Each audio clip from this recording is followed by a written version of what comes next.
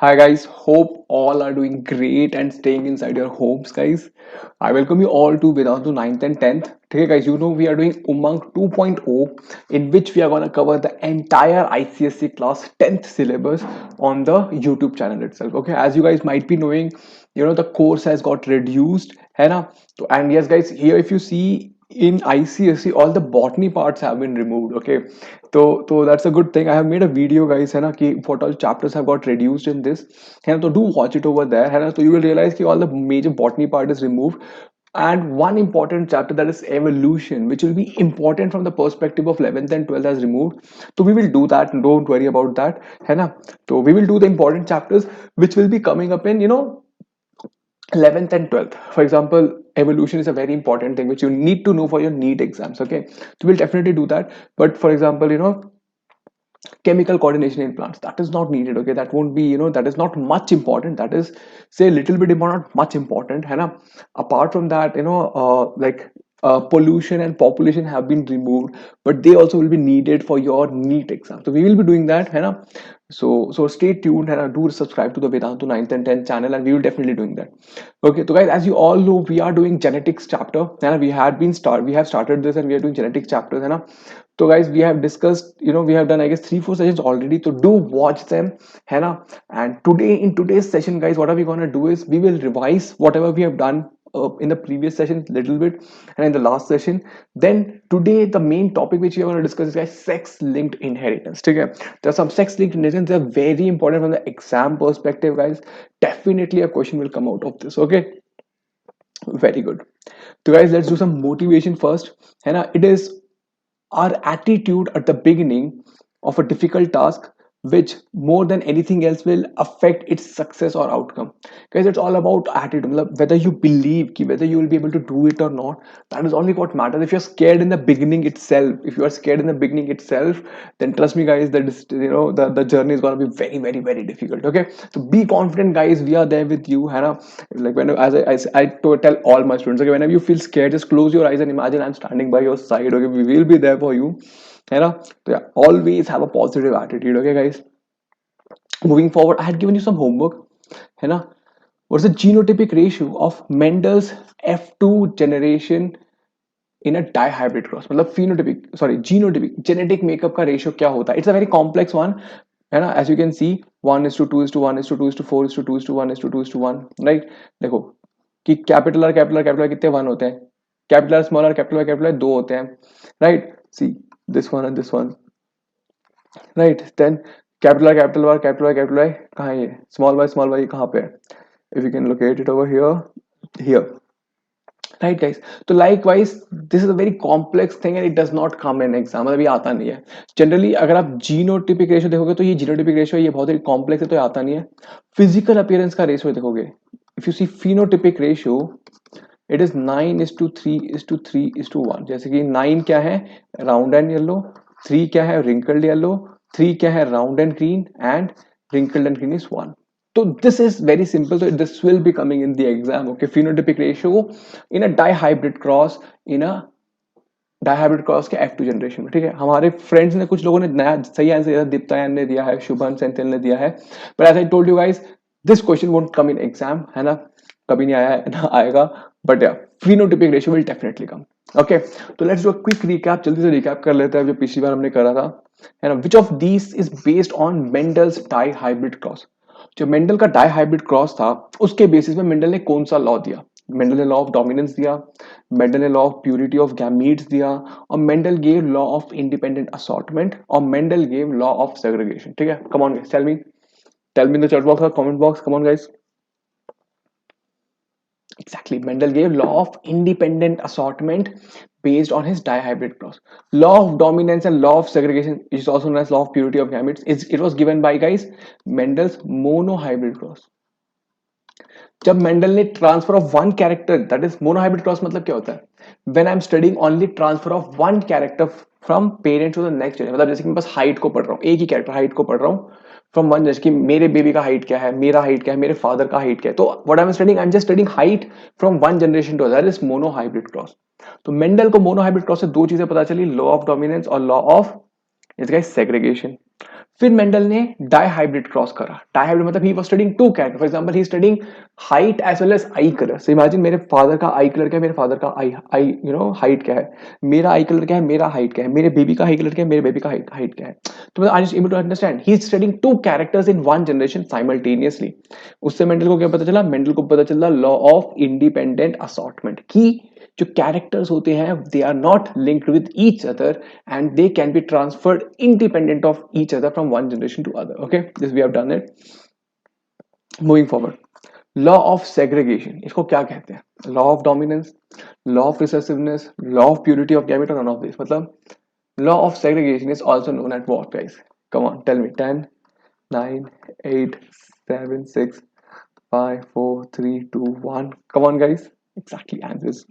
Law of purity of gamete is also known as law of segregation. ठीक है, इसका मतलब क्या था कि जो जो गैमीट्स होते हैं, जब गैमीट्स बनते हैं तो जो अलील्स होते हैं और जो क्रोमोसोम्स होते हैं वो सेपरेट हो जाते हैं एक दूसरे से और वो फिर से यूनाइट होते हैं at the time of zygote formation. जब न्यू ऑर्गेनिज्म बनता है तब होता है। फॉर एग्जांपल सी मेरे फादर के पास 2n क्रोमोसोम्स थे, मेरी मदर के पास 2n क्रोमोसोम्स थे। तो जो क्रोमोसोम्स एक दूसरे से सेपरेट हो गए तो जो 2n है वो n हो गया मेरे फादर का, मदर का भी 2n से n हो गया। फिर n I have got it from my father and n chromosome I have got it from my mother, तो I have become again 2n। Are getting my point? तो ये मेंडल ने बताया था, this called as law of segregation, that is chromosomes separate and one set is pass to the next generation, okay, from one parent. Moving forward, बहुत ही amazing question है this type of question definitely come in the exam. ठीक है, they will give you a homozygous purple flower of a pea plant crossed with white flower of a pea plant. What will the phenotype and genotype of the F1 generation respectively? तो पहले हमें phenotype बताना है। Physical appearance क्या होगा guys? Purple is dominant, capital P capital P. Then we have got small p small p. अभी दोनों को breed करोगे, all of them will be capital P and small p only, yes or no? Yes, exactly. So that is genotype. So genotype is capital P and small p.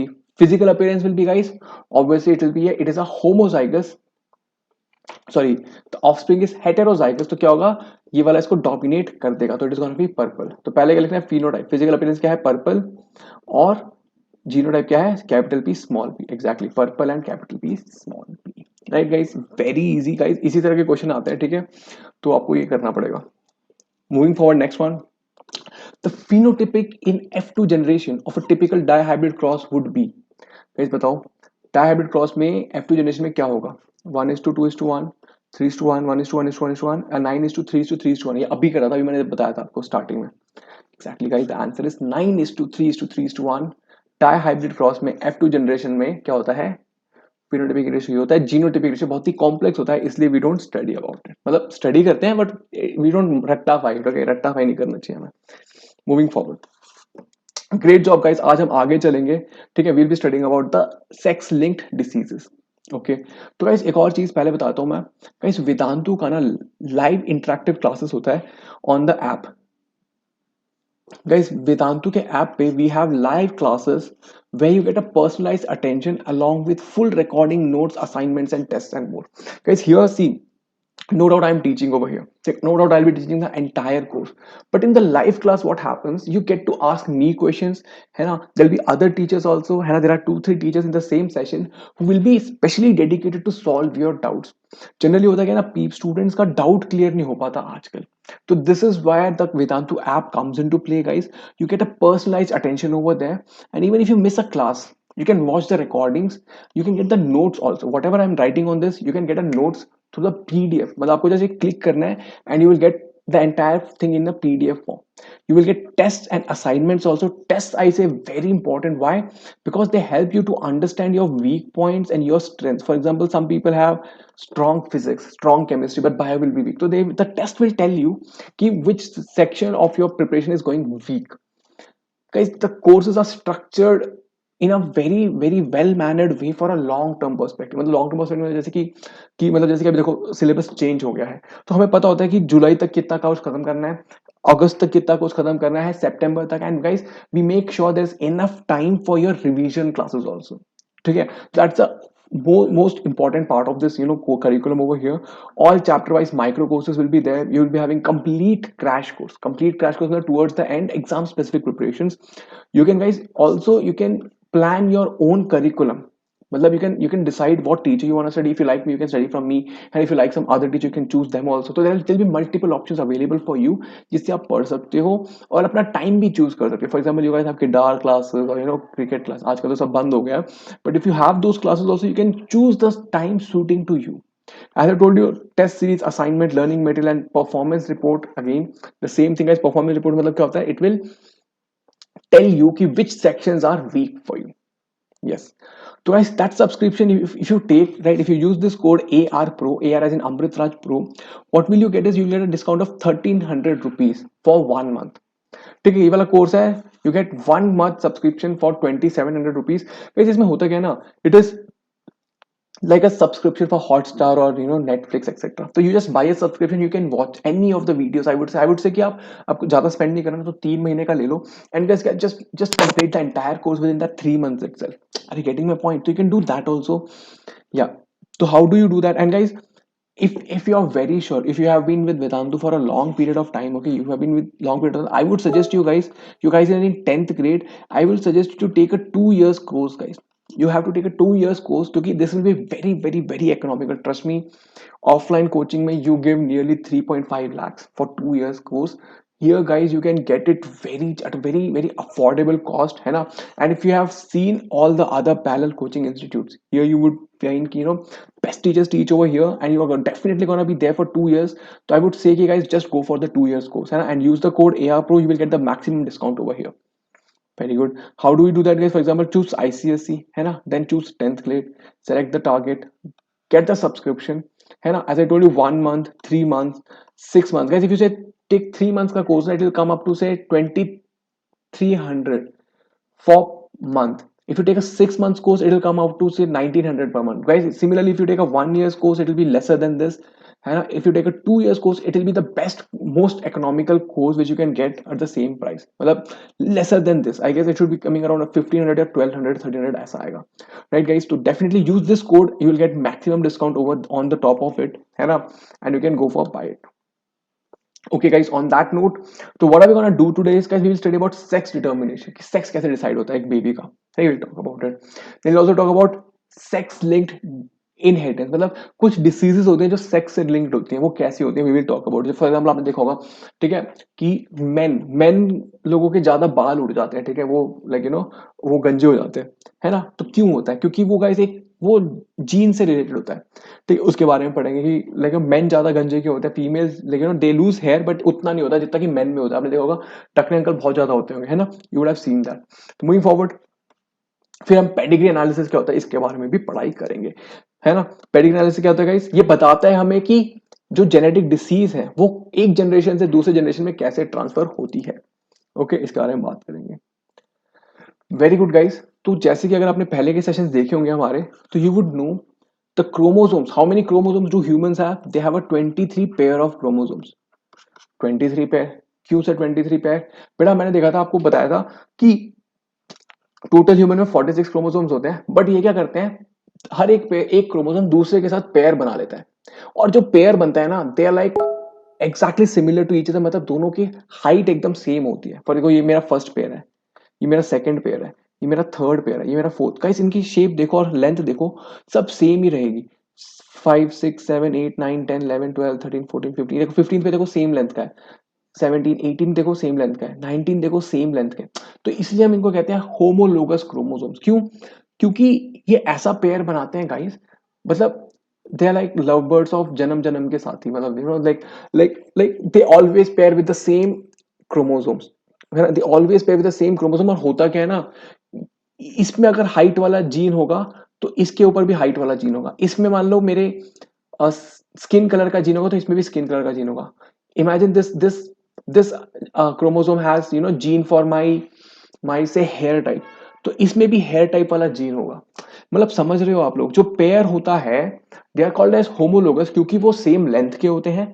दूसरी चीज, दोनों chromosome पे same क्या होता है, gene होता है, same gene होता है, सेम दोनों क्रोमोसोम पे.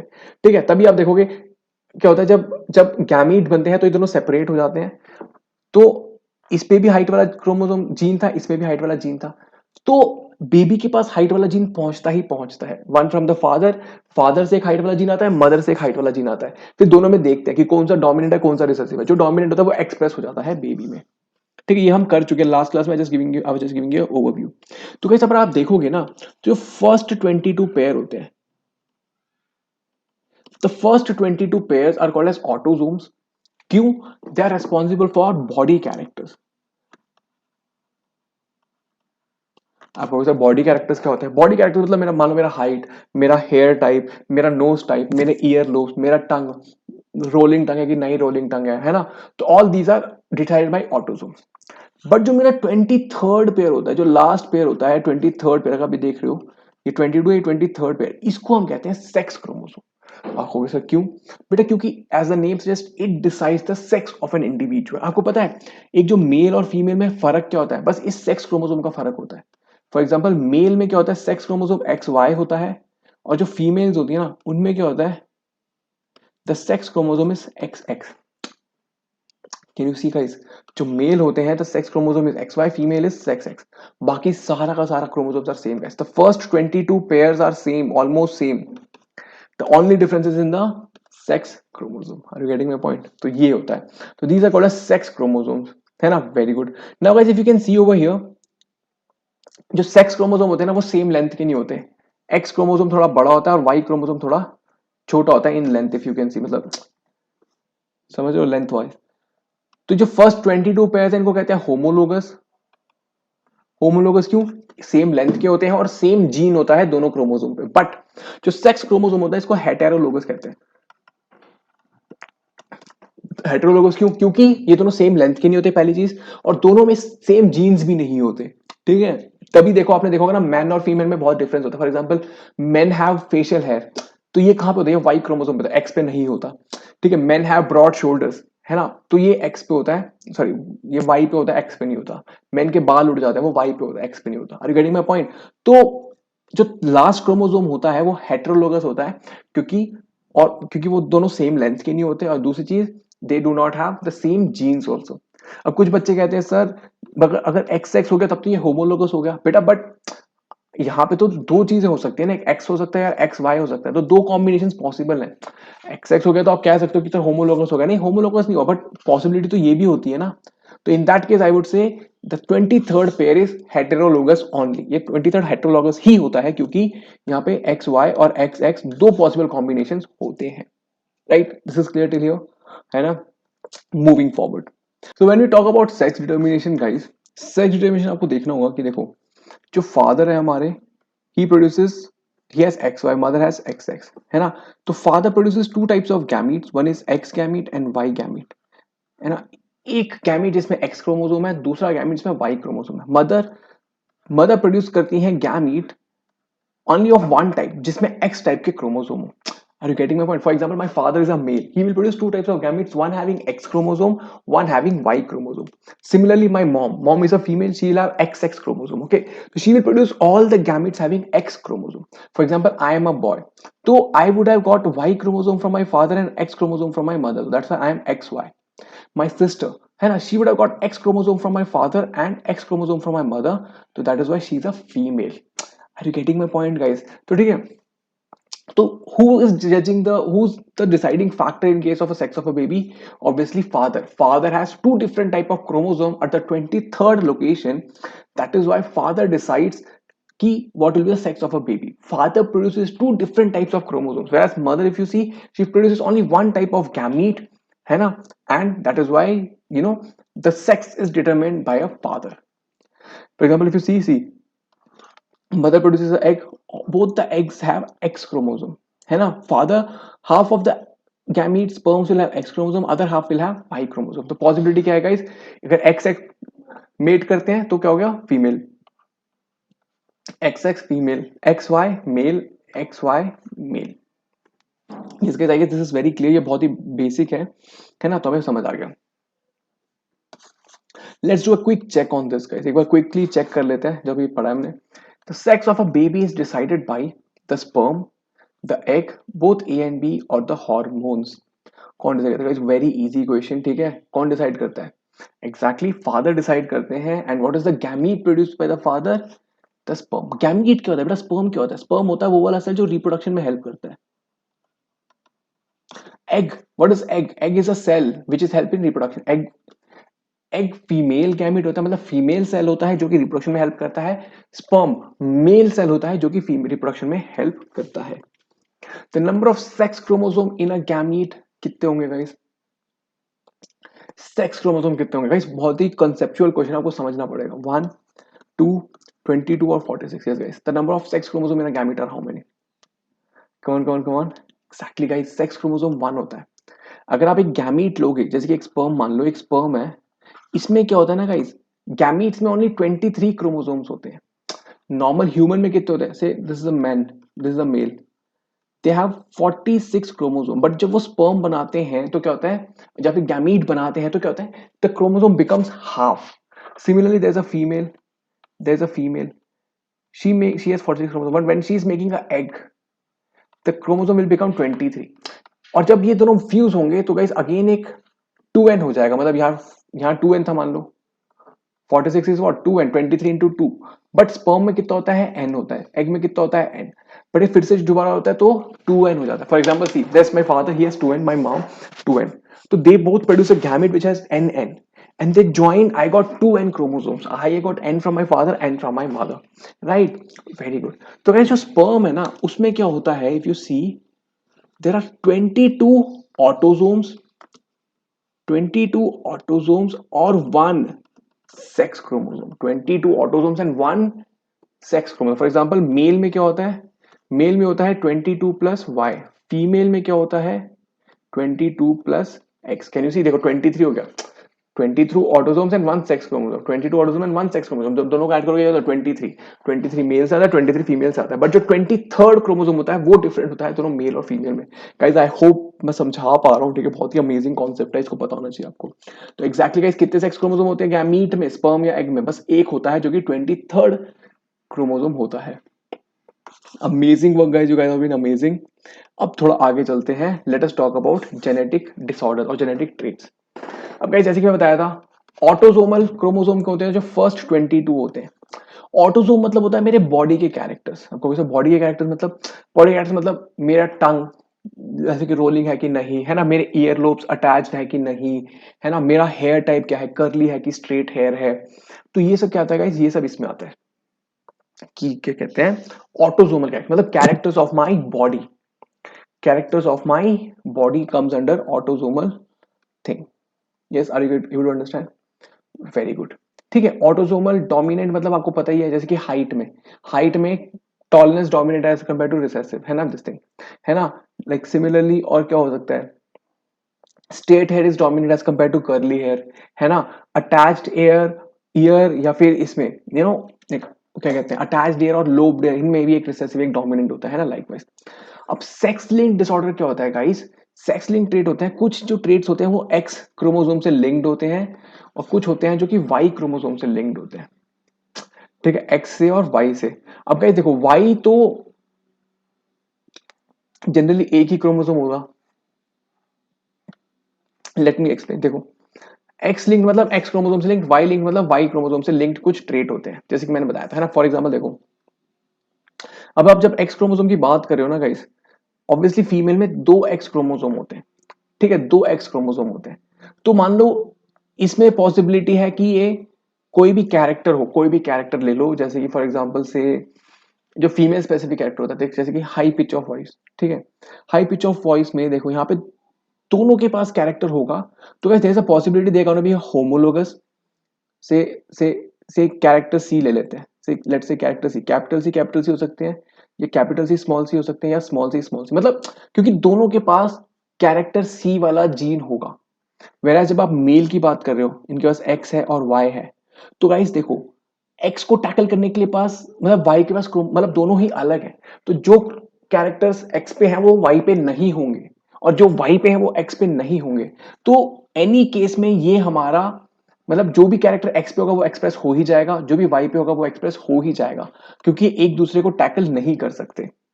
होमोलोगस क्रोमोसोम में क्या होता है, होमोलोगस में क्या होता है, जो जीन इस पे होगा, वो जीन इस पे भी होगा। बट मान लो ये तो हेट्रोलोगस है ना, एक्स वाई, इन दोनों पे तो सेम क्रोमोसोम है ही नहीं ना, मतलब यहाँ पे जो कैरेक्टर है वो है ही नहीं ना।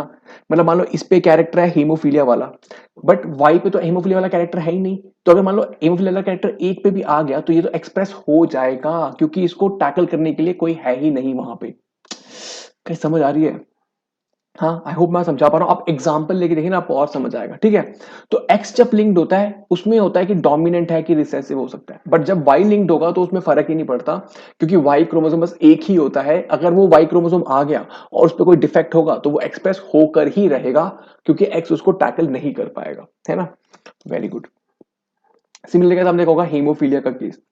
हीमोफीलिया में ना मेन एक्चुअली बहुत ज्यादा सफर करते हैं। क्यों? क्योंकि वो एक्स लिंक्ड डिसऑर्डर होता है हीमोफीलिया। तो एक्स क्रोमोसोम पे होता है वो हीमोफीलिया वाला डिसीज। तो मान लो ये एक्स क्रोमोसोम डिसीज वाला आ गया, तो ये वाई के पास इसको टैकल करने के लिए कुछ होता नहीं है। वेराज अगर मान लो फीमेल है, फीमेल में एक्स ही आ गया और फीमेल में एक्स है, ये वाला मतलब विदाउट एनी वो क्या कहते हैं डोमिनेंट है, ठीक है, तो ये इसको सप्रेस कर सकता है। बट हियर इसको सप्रेस करने के लिए एक्स क्रोमोसोम है ही नहीं। समझ रहे? एक और बताता हूं।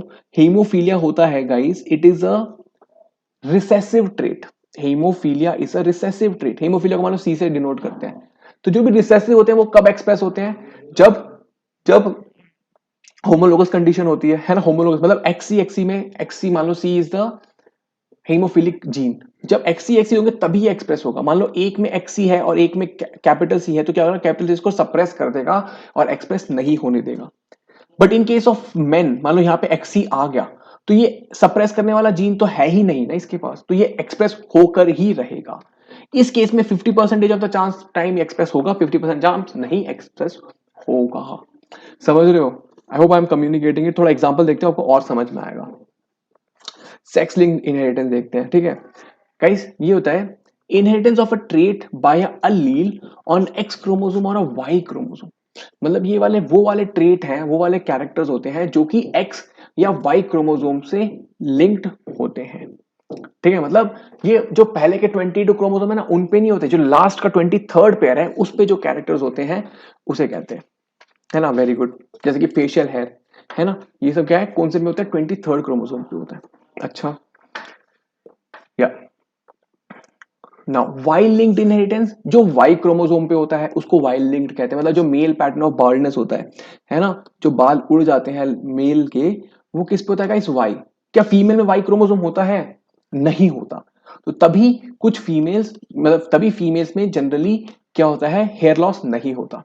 बट आप कहोगे सर, मतलब मैंने देखा है कुछ फीमेल्स है जिनका हेयर लॉस होता है, बेटा वो they are because of other reasons, but not because of this Y chromosome. मतलब प्रपोर्शन देखो, मैंने गंजे अंकल ज्यादा देखे, right, like I have seen like men who have lost their hair more as compare to female who are losing their hair. ठीक है, क्यों? क्योंकि मेन के पास वाई क्रोमोसोम होता ही होता है। जो फीमेल लूज करती है वो उसके लिए अलग कॉम्प्लिकेटेड रीजन होते हैं। कई बार कहोगे सर ऐसा क्यों? बेटा देखो, बायोलॉजी ना एकदम सिंपल नहीं है, मतलब यस और नो की तरह नहीं होता। It's a very complex process. Biology is very complex, मतलब there are multiple factors involve in a single thing. Can you imagine, I am a bag of chemicals, you are a bag of chemicals, ठीक है। तो बहुत सारी चीजें इसमें involve होती हैं, ठीक है। एक चीज के बारे में हम कर नहीं सकते, है ना।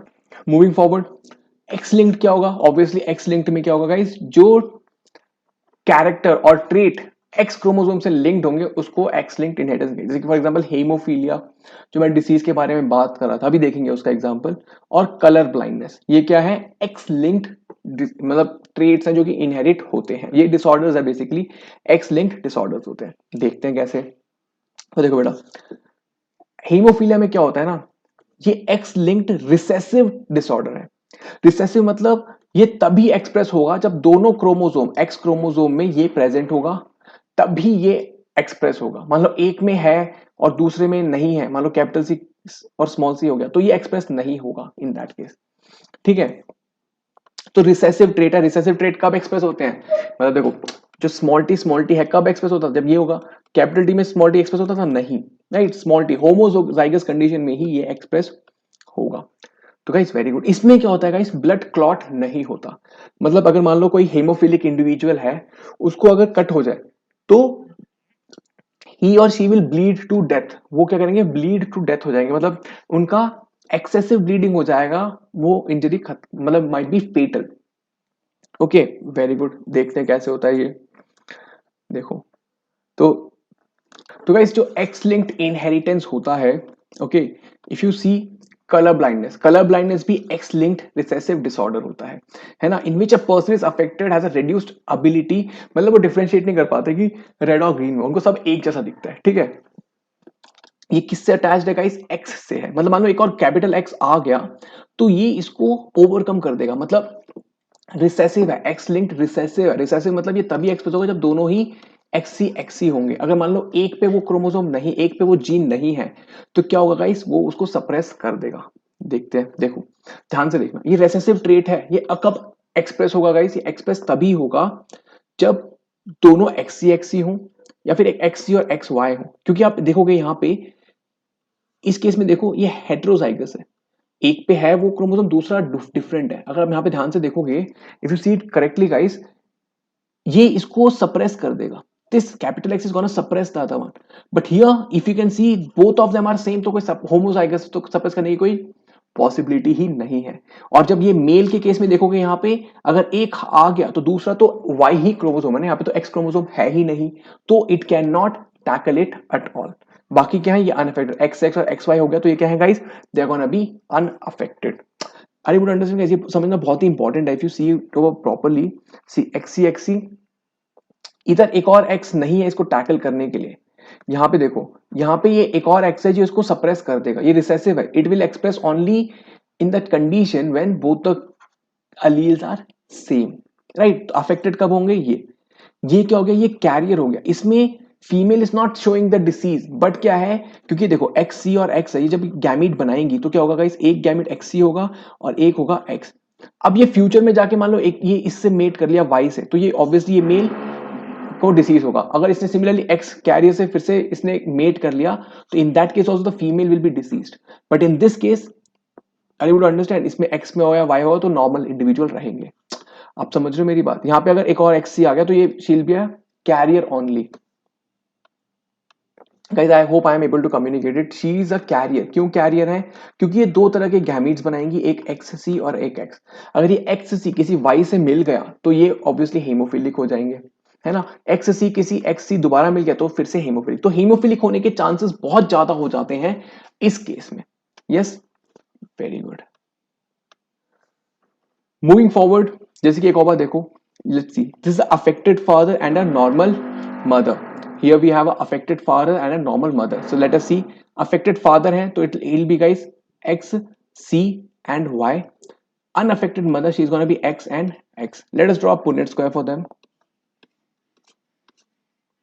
See, x c y x x, this is going to be x c x x y, again x c x x y. If you can see guys, they're going to be two carrier females and two normal son. देख रहे हो, ये unaffected son, carrier daughter, if you can see over here. Similarly एक और बात देखो, एक और एग्जांपल, नॉर्मल फादर है और कैरियर मदर है, normal father and carrier mother. Let us draw a Punnett square for them also. X y x c x, so it's going to be x c x x c y x x x, sorry, x and y. So as if you can see over here, ये जो mail है he will be hemophilic, this will be a carrier female, और ये दोनों normal होंगे। देखो, daughter is a carrier, son has hemophilia, here she is a, guys, they are normal. Are you getting my point guys? A carrier mother has a probability, a high probability of making a son hemophilic. अभी वो pedigree analysis के बारे में बात कर लेते हैं। Pedigree analysis क्या होता है बेटा? पेडिग्री एनालिसिस ये होता है study of transfer of characters from various generation. ठीक है, ये क्या होता है? देखो, डिस्प्लेज अ फैमिली ट्री, ये फैमिली ट्री को डिस्प्ले करता है और दिखाता है कि किसको क्या क्या डिसीज था, या कोई स्पेसिफिक जेनेटिक ट्रेट था जो फादर में था, जो कि वापस उसके ग्रैंड सन में आया, ग्रैंड डॉटर में आया, तो हमें पता चलता है। It is useful for studying the inheritance of a certain disease, मतलब ये पता चलता है, जैसे कि मान लो कोई डिसीज थी जो कि किसी के ग्रेट ग्रैंड फादर में थी और वो उस इंडिविजुअल पे आके शो हुई है, तो by pedigree analysis I will be able to determine कि फैमिली में किस किस को क्या क्या मतलब किस किस कौन सा कौन कैरियर था और कौन कौन अफेक्टेड था। फॉर एग्जाम्पल देखो, और मुझे ये पता चला कि रेसेसिव था कि डोमिनेंट था। फॉर एग्जाम्पल देखो, दिस अ ब्लॉन्ड है, दिस अ ब्राउन है ना। अब देखो इनके डॉटर है, this a daughter, this is a boy of their. तो the boy has a brown blonde है, गर्ल हैज अ ब्राउन है। अब इसने girl married a person with a brown hair, their daughter again got a blonde hair and boy got a brown hair. तो can you see guys, देखो इन दोनों में किसी के पास भी ब्लॉन्ड हेयर नहीं था, बट इनके बेटी को ब्लॉन्ड हेयर आ गया। क्यों? क्योंकि उनकी ग्रैंड मदर को ब्राउन हेयर था। तो पेडिग्री एनालिसिस हमारे लिए आसान करता है to study the characters, right. I hope you are understanding. Moving forward, see इसमें क्या होता है, मेल को हम बॉक्स से रिप्रेजेंट करते हैं, फीमेल को सर्कल से। अगर मान लो ये दोनों ने मेट करा है तो इसको कहते हैं मेल और फीमेल ने मेट करा है। इनका बेटी, अगर इनका बेटा होगा तो रिप्रेजेंट बाय अ स्क्वायर, बेटी होगी तो represented by a circle likewise, है ना।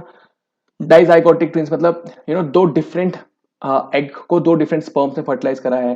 मोनोजाइगोटिक ट्विंस मतलब एक एग को एक स्पर्म ने फर्टिलाइज करा, जो दो मतलब आइडेंटिकल ट्विंस। डाइजाइगोटिक मतलब फेटर्नल ट्विंस होते हैं, ठीक है। कोई अफेक्टेड होता है तो वो ऐसा होता है, डार्क कर देते हैं। कैरियर होता है तो उसको हाफ में लिखते हैं, ठीक है। Career of a sex linked recessive disease ऐसा लिखते हैं, ठीक है। डिसीज जो मर गया होता है उसको ऐसे डिनोट करते हैं। तो वैसे ये सब मतलब सिंबल्स होते हैं, ठीक है। ये इतने इंपॉर्टेंट है, but this is very important. You should know कि मेल क्या है, फीमेल क्या है, मेट करा है, और parents and children. This is a parent, ये ऊपर वाले पेरेंट हो गए, ये नीचे वाले चिल्ड्रन हो गए, है ना। Very good. अब देखो गाइस, जो characteristics of x linked recessive disorder. अब जो एक्स लिंक्ड रिसेसिव डिसऑर्डर्स होते हैं ना गाइस, इनको क्रिस क्रॉस इनहेरिटेंस भी कहते हैं। क्यों? क्योंकि अगर आप ध्यान से देखोगे ना, it is always phone from mother to a son और फादर से डॉटर के पास। फॉर एग्जांपल देखो, अगर एक सन है, एक्स वाई होगा मेल ऑब्वियसली, तो उसको जो एक्स सी क्रोमोसोम होगा वो मदर से ही तो आया होगा ना। एक्स फादर से तो उसको वाई मिला है ना। It is always from a mother to a son. But अगर आप देखोगे फीमेल के केस में दोनों को एक्स सी होना चाहिए। तो मदर से तो आ गया, नो प्रॉब्लम, बट फादर से भी उसको एक्स सी ही आया है। Are you getting my point? अगर यहाँ पे मान लो एक और, अगर फादर नॉर्मल होता, तो फादर से अगर नॉर्मल एक्स क्रोमोसोम आता तो daughter would have been normal. तो the father has a more role to play over here, no doubt. No doubt mother के क्रोमोसोम से आया है, नो डाउट मदर के क्रोमोसोम से भी एक्स से आया है, but father could have prevented it. तो वी से कि it's a criss cross this thing, कि मदर से it flows to the son and from father it goes to the daughter, ठीक है। Very good. Then it is also called as a skip generation. मतलब ये ना generation को skip करता है। क्यों? क्योंकि गाइस अगर देखोगे तो जो कैरियर मदर्स होती हैं, they are not the sufferers, but जो इनके बाद वाला जनरेशन होता है, they are hemophilic in nature. तो ये एक जनरेशन स्किप करके दूसरे जनरेशन में ज्यादा इफेक्ट करती है, ठीक है। अगर आप देखोगे मेनली, तो it skips a generation and then shows in the next generation. अगर आप यहाँ पे देखो, सी यहाँ पे इस ब्लॉन्ड हेयर ने इस जनरेशन को स्किप करा और यहाँ पे आके एक्सप्रेस हो गया। Are you getting my point? तो इसको कहते हैं skip generation. Now men are इधर नॉर्मल और affected, they can not be a carrier. वो कैरियर हो ही नहीं सकते। या फिर एक्स वाई होंगे जो नॉर्मल हो गए, या फिर अगर एक्स सी वाई है तो ये सफरर है, मतलब इनको डिसीज है, recessive disease, x linked recessive disease है, या फिर वो नॉर्मल होंगे। जबकि फीमेल में पॉसिबिलिटी है, she can be a carrier, female can be a carrier, X C X हो सकती है, या फिर एक्स सी, मतलब ये कैरियर हो गई। यहां पे क्या हो गया इनको, they are diseased in this case, right. Moving forward guys, जल्दी से एक बार क्विक चेक कर लेते हैं जो भी हमने पढ़ा अभी तक। Find out the progeny of a marriage between a colour blind women and a normal man. Come on बताओ क्या होगा इसका, इस केस क्या होगा, colour blind women and a normal man. Come on बताओ एक्जैक्टली गाइस। देखो कलर ब्लाइंड वुमेन है तो ऑब्वियसली एक्स सी होंगी, एंड नॉर्मल मैन है तो एक्स वाई होगा। इनका पुनेट स्क्वायर कर लेते हैं।